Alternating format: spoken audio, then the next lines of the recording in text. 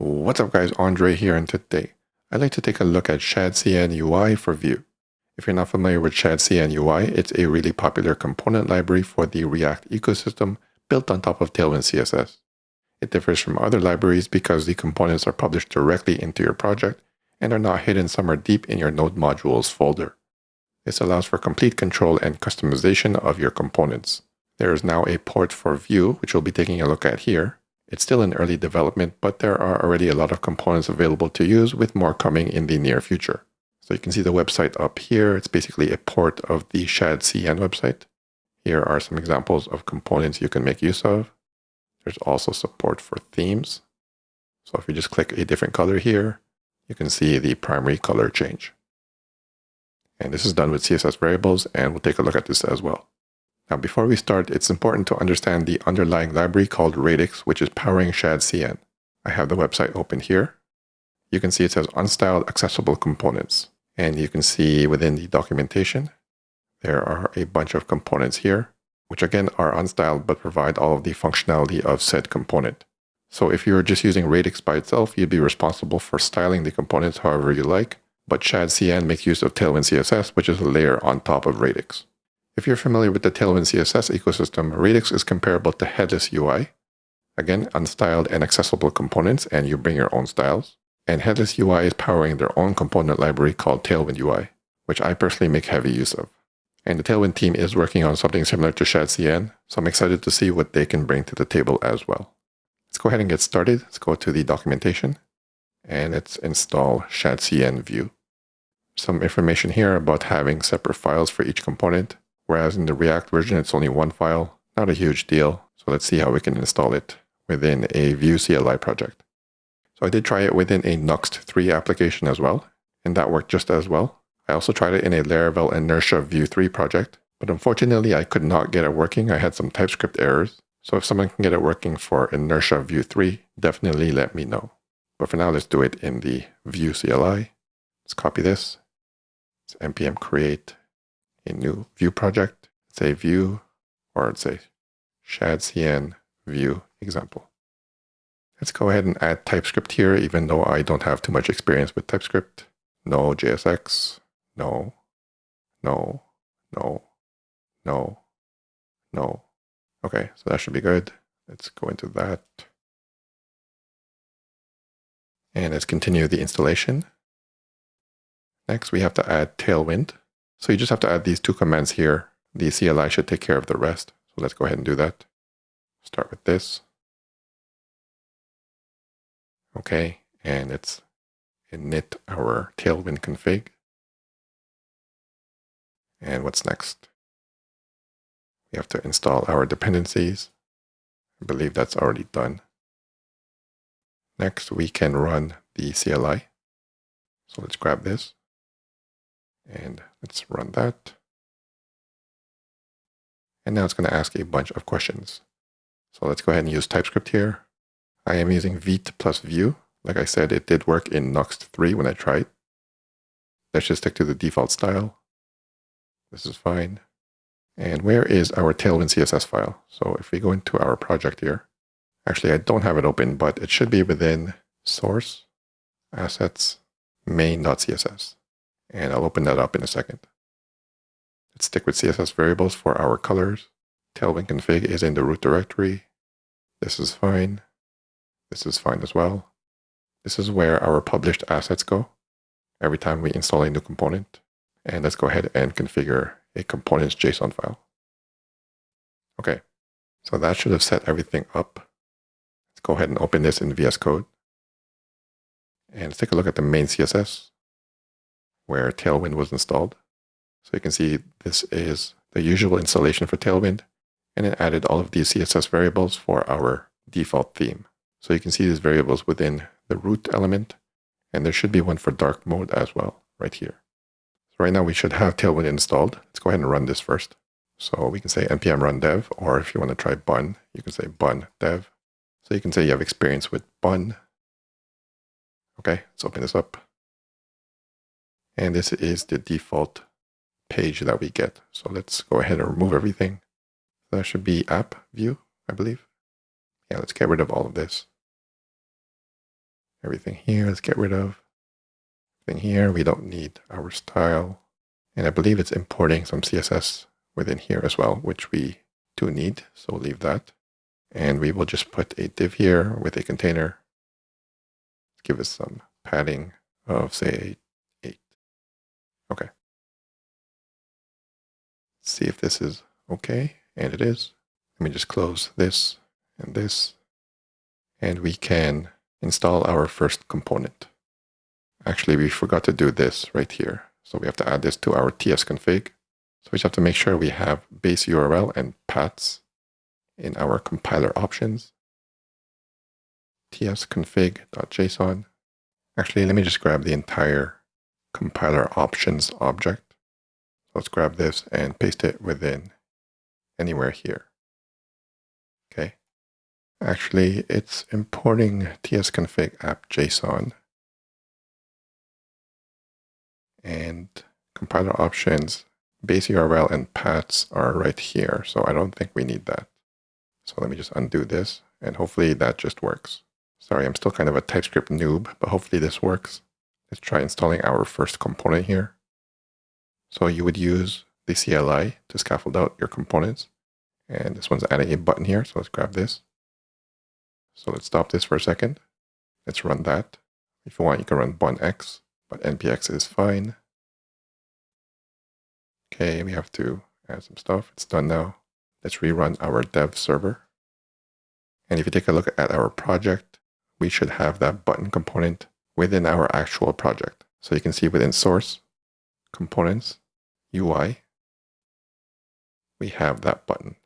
And for this particular component, there's only one file. But for other components, there might be multiple files. So we have our button view, and we also have this index.ts. So let's go ahead and use that. So we have to import it from here.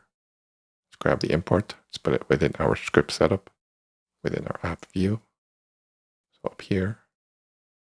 And let's go ahead and use it. So pretty straightforward component. Let's get rid of this. Put that in there.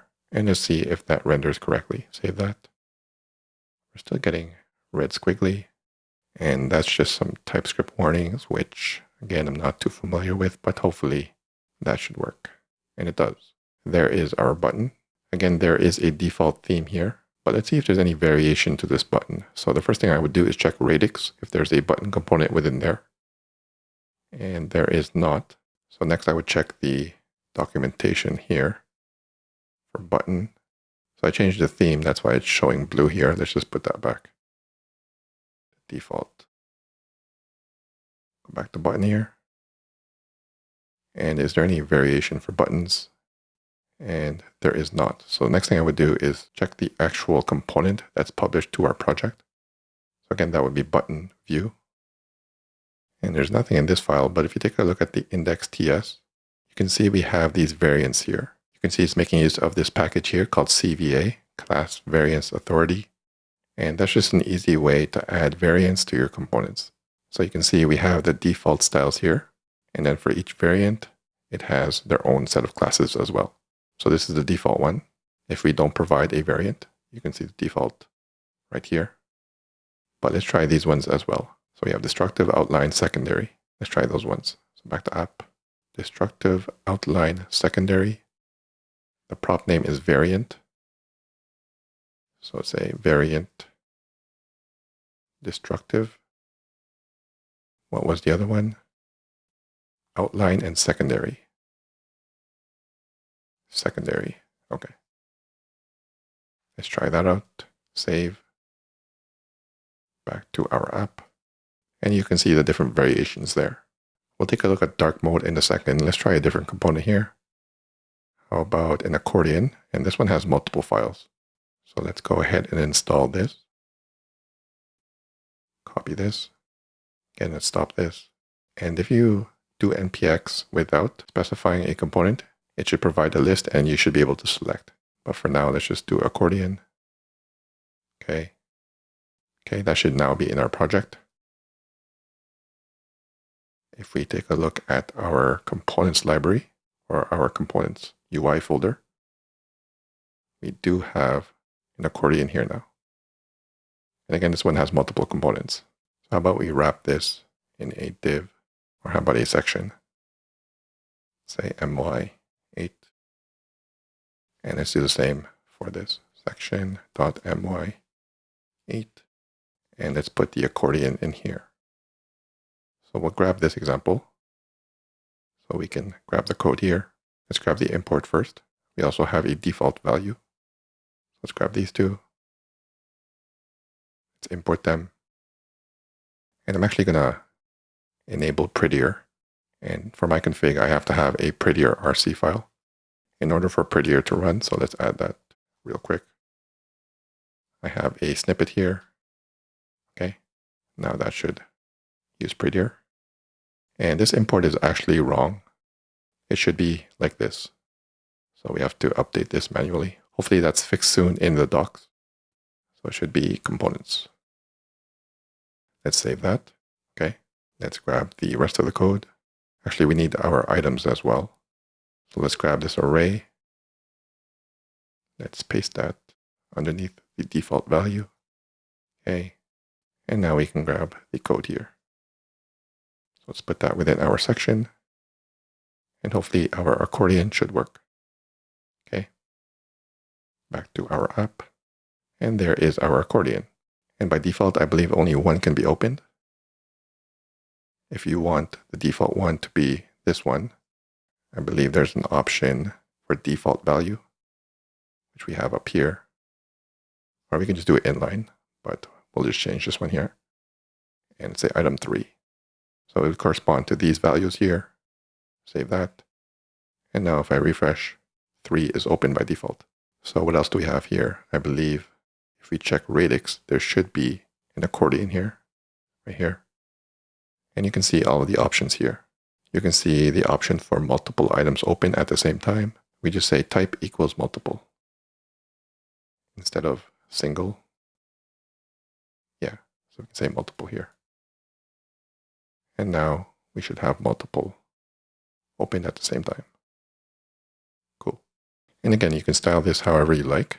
If you wanted to change the text of every single item in here, there should be an accordion item, I believe, or accordion content. So again, you might have to consult the documentation, or you can just go into the component directly and see what's going on.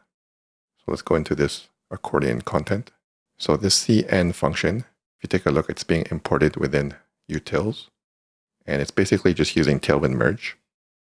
So if you go to utils, we have CN right here, and it's just deferring to Tailwind merge. So Tailwind can merge classes without any conflict.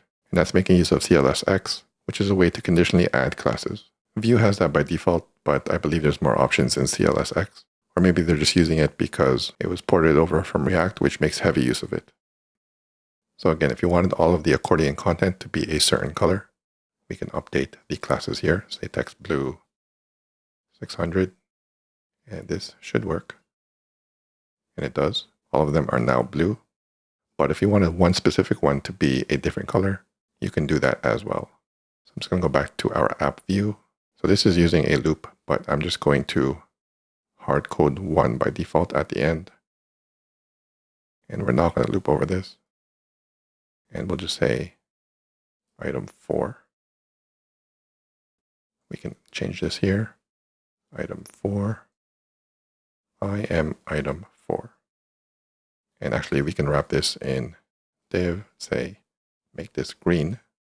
So text green 500 or 600. And now that one should be green. And it is. So again, these components are published directly into your application, so you should be able to customize them however you like. Okay, let's take a look at dark mode. So I believe if we just change, or if we just add a dark class in the root of the div, or in this case, in our index HTML, or I'm not sure where that is, right here. Yeah, so if we just add a body class equals dark, then we should have dark mode. And there is dark mode.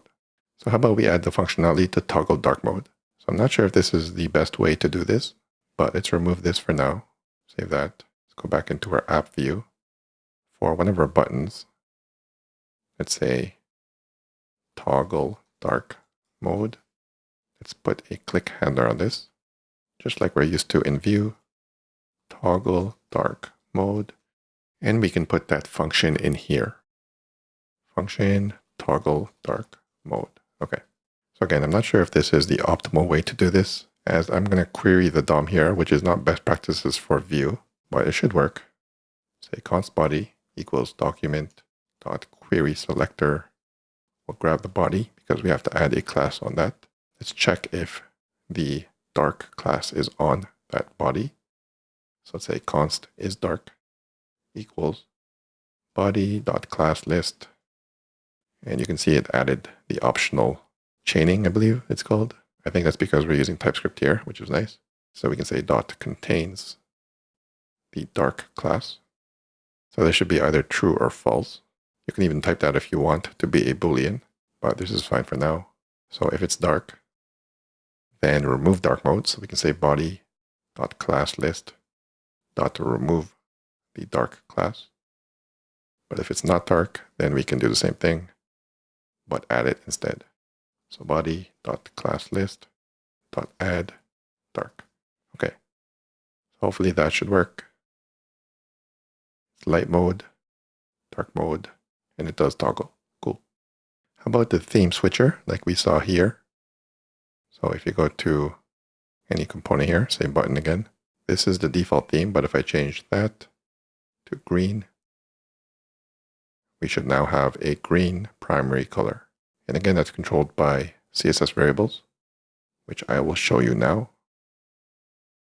So this color right here, let's stick with light mode for now. So this black color is our primary color. This red color is the primary color for dangerous variant, or whatever variant this button is. I forgot what the variant is. Destructive. So that would be within our main CSS. So again, we have our CSS variables here, and this is making use of HSL. So this background would be white, and you can see the different colors here. So for the white background, this is our primary color. And how about we change this? Let me just duplicate this. Let's comment this one out. Again, this is the black primary color. So this right here, when the background is light. So I'm going to change that to a green. So I believe I have a green here, 120. 100% and 25% is the HSL for a green color. And you can see it's green. And there's a different primary color for when it's dark mode, which is down here within dark. So let me just grab this. Let's go to the dark section. And the primary is right here. So again, I will comment this out. Let's make this a blue. So I believe I have a blue here, 210, 100, and 50 is blue. Save back here, and you can see it's blue. So green and blue. So how can we do that programmatically? So let me undo that actually. Let's bring this back, and let's bring this back as well to what it was before. Okay. So what if I want to click this button and change the theme, just like we have within here for these buttons? So again, I'm not sure if this is the best way to do it, but like you saw, all we have to do is programmatically change these values. So again, let's go back into our app view. Let's use this button here. Let's say change theme. Let's add a click handler on this. Equals change theme. Let's make that function right here. Function change theme. And let me paste in some code here. So we're just grabbing the root selector, and we're also grabbing the dark selector, or the dark element if it exists. So for this, we're basically grabbing this element, and then we're going to add, or we're going to update the style. So let's go ahead and do that. So we can say root.style.setProperty. And again, we're just updating this variable here. So we're going to update the primary CSS variable, and let's make this the green that I showed you. So 120, 100%, and 45%. And let's do the same for the dark, but let's make that blue. Again, we're updating primary, but for our blue. So So that was 210, 150. Okay, hopefully I did that right. Let's try that. Let's change the theme here. And it does not work. Computed style map. I did not mean to do that. I meant style and style. Okay, save that. Try that one more time. Refresh. Change theme. And it does work. How about for dark mode? Okay, cool. I'm here from the future to show you a better way to do this. So I'm here in my main CSS, and we already have this root selector that has all of our colors, and we have the dark selector for the dark theme. So for each additional theme you want to add, you can create a new class. You can see I have this comment named themes, and I have a green theme here. And I've just added the same variables, and the only difference is the primary color. But if you want, you can change the other colors as well. And we also have to make sure we have one for the dark mode. So here it is. And again, the primary color is this green. And I have a few other themes here, one for red and one for blue.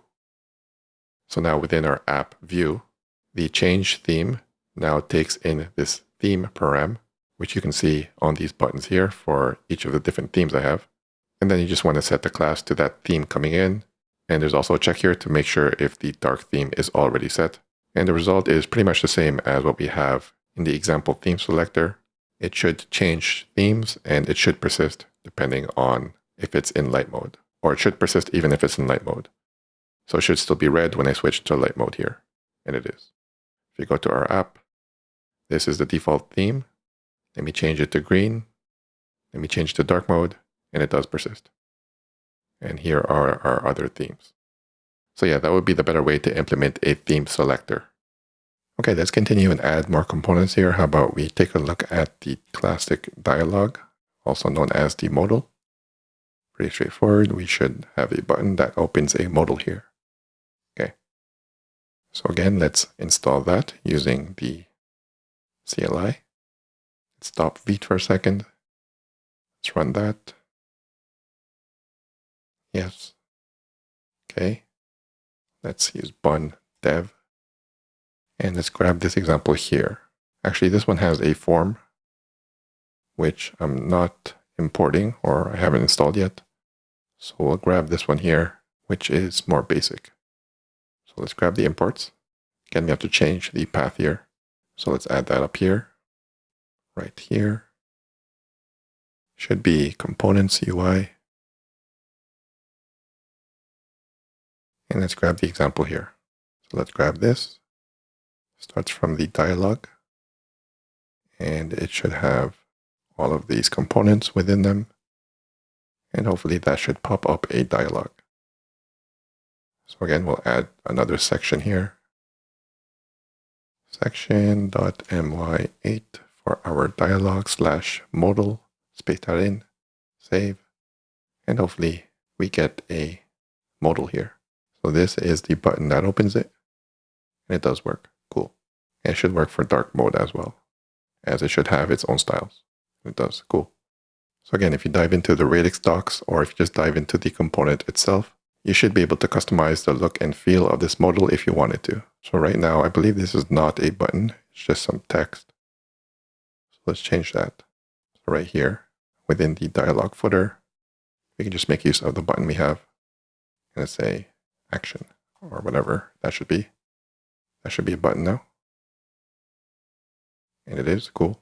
How about if we wanted to change this icon? We just have to find that within these components here. So let's take a look at dialog content. Maybe it's in there. And you can see we do have this X class, which should be an icon, and it's wrapped within this dialog close component. So X is just an icon. So we can use any icon pack we like. We can put it in any position we want to. And we also need to import dialog close. Actually, let me grab this because we want to add a cancel button in the dialog footer. But for now, let's go ahead and comment this out. And how about we just say span close? So you can put whatever you want in here. I meant to say span, not script. And it seems to not work within this. unfortunately. Say close, or whatever you want in here.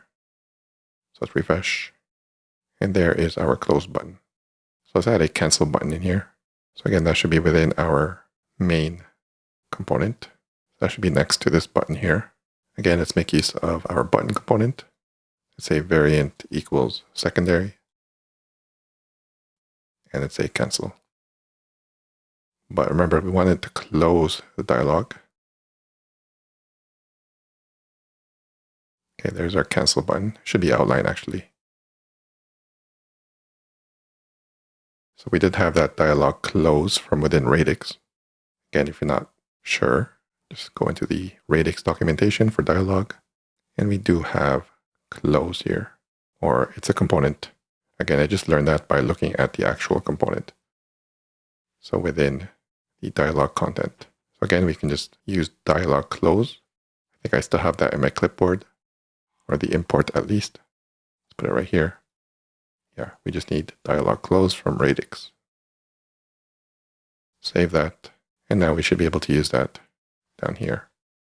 So we can wrap this button in a dialog close. And hopefully that should close the dialog. Okay, save that. Back to our app. And you can make this a button as well if you want. Let's go ahead and do that. Edit profile. So right here, let's make this a button. Button. And the default should be fine. You can override those styles as well if you want.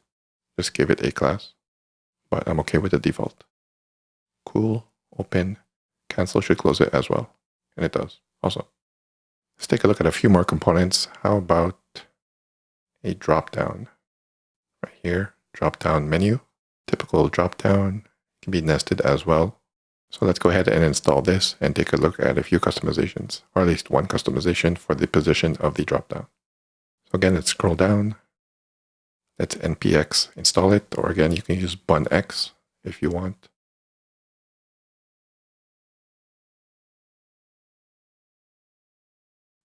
Bun dev. And let's go ahead and grab this example here. So we have a bunch of icons for our dropdown. We already have button here. And here are all of our dropdown components. That's a lot. So let's copy that. Let's paste it up here. We don't need button again. This should be components. And let's grab the actual code. So all of this. And it should end somewhere down here. Copy. Let's make another section like we've been doing. Section. Oops, forgot the my8. And let's go ahead and paste that in. Hopefully that should render. Back to our app. And there it is. Let's see if we can change the position of this dropdown. How about to the right? Take a look at the Radix docs for dropdown. Lots of options here. So I think the option is within the dropdown content as a prop named side. And the default is bottom, but it's showing at the top because I believe there's no room at the bottom. So it takes that into account, which is nice. So let's see if that is actually the case. Let's go back to app view. But we just put some content right here.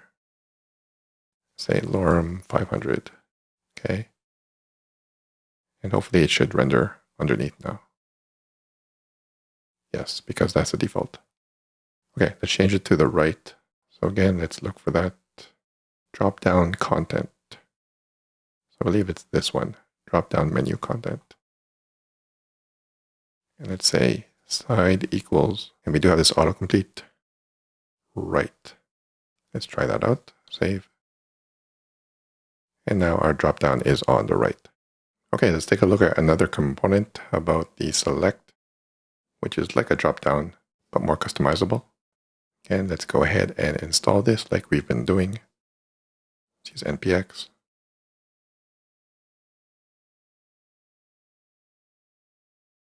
Okay, let's grab this one here. grab the code. So there should be a check icon here, but I don't see the import here for this check icon right here. But let's grab this, all these select components, let's import them like we've been doing. Let's put it underneath here. And again, there should be components. Let's grab the code. So all of this select. Okay. Or maybe the check icon is within one of these components. Let's make another section here for our select component. Let me just get rid of this. Section.my8. Okay. Save that and let's see what we get. Yeah, so the check icon is missing within select item view. So how about we just use our own? So select item, again within our project here, not within the node modules folder. And it can't seem to find this icon here. So how about we just use our own check icon? So let's comment this out. Let's look for that Radix check icon. Let's get rid of this. I'm just going to use hero icons here. I have a raycast extension. Look for check. This one's fine. Let's copy the SVG. There's also a Vue package if you want to import it as a Vue component, but this should be fine. Save that. I believe I want to add a width and a height. Width 4, height 4, fill current. Not sure if we need this. Let's see if the check renders now. So there it is right there. Let me just refresh just in case. And we can't see it because it's off the screen. So let's add some content down here within app view. Div lorem 200. Okay.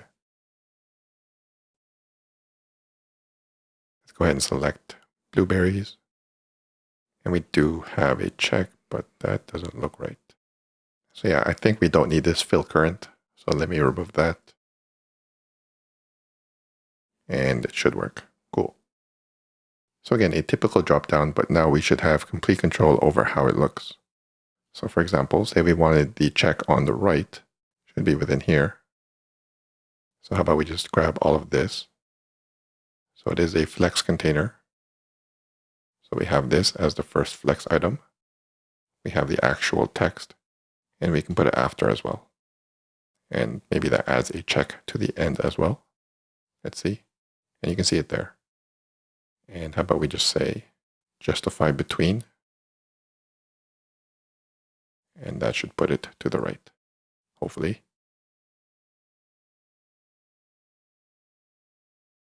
I'm sorry, I put that in the wrong place. So let me undo all of that. Let's put it back to the way it was before. So this pan is just this one select item indicator. So this one should be the flex container. And it is. So this one should be justify between. Hopefully that should work. And it does. Cool. So again, just some examples of how you can customize things to make it look however you like. How about a few more here? How about, I have a sheet in my example here, but we won't take a look at this. It's basically a modal, but you can position it top, left, right, or bottom. So that should be pretty straightforward. How about tabs? Let's go ahead and grab the install. Install tabs. Okay. Let's grab this example here because again, they have form components that I don't have installed. So we'll grab this one here. Let's import that like we've been doing. Sorry, should be within my app view right here. Again, should be components. Save that. Let's grab the code here for some basic tabs. Paste that within our app. And hopefully we should have our tabs. Section.my8. Paste in our tabs. And let's see what we get. And we do have basic tabs working. And again, we should have control over how this looks. So if we wanted a border around the actual content, I believe you can do that directly here, or it's separate for each tab container. So if you wanted the first one to have it, but not the second one, that's possible. So how about we just wrap this in a border rounded? And how about P4?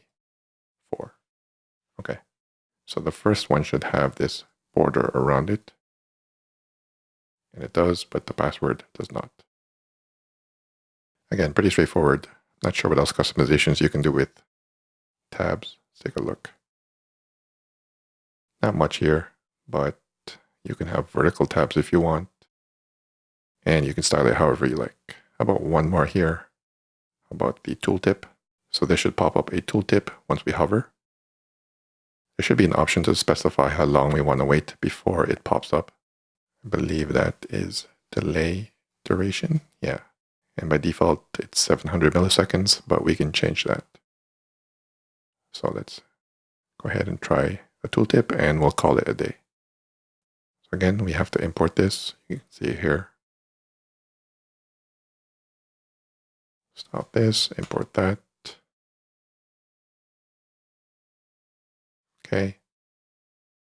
We can grab this one here. Let's grab our imports. Let's make a section while we're down here. Imports go up here. And there should be components. And let's grab our code. Tooltip. And let's put it within our section here. Save that.